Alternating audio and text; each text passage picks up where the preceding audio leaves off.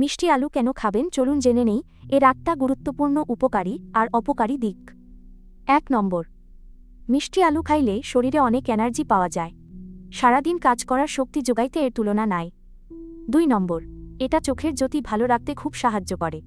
রাতকানা রোগ থেকে বাঁচতে বাচ্চাদের নিয়মিত এই আলু খাওয়ান। 3 নম্বর, এতে থাকা ফাইবার হজম শক্তি অনেক বাড়ায়। পেট পরিষ্কার রাখতে আলুটা সিদ্ধ করে খাইতে পারেন। 4 নম্বর, মিষ্টি আলু হার্ট ভালো রাখতে অনেক সাহায্য করে। শরীরের রক্ত চলাচল ঠিক রাখতে এটা খুব ভালো কাজ করে।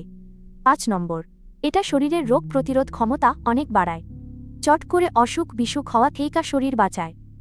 6 নম্বর, বেশি খাইলে রক্তের সুগার হুট করে বাড়তে পারে। ডায়াবেটিস রোগীরা এই আলুটা মেপে মেপে অল্প করে খান। 7 নম্বর, বেশি মিষ্টি আলু খাইলে পেটে গ্যাস হইতে পারে। যাদের হজমে সমস্যা তারা রাতের বেলা একটু কম খাবেন। 8 নম্বর, এই আলু স্কিন অনেক উজ্জ্বল আর ভালো রাখে। বয়সের ছাপ দূর করতে চাইলে মিষ্টি আলু নিয়মিত খান। সুস্থ থাকতে পুষ্টিকর মিষ্টি আলু খাওয়ার অভ্যাস গড়ে তুলুন। ভালো লাগলে ভিডিওটা সবার সাথে শেয়ার করে দেন।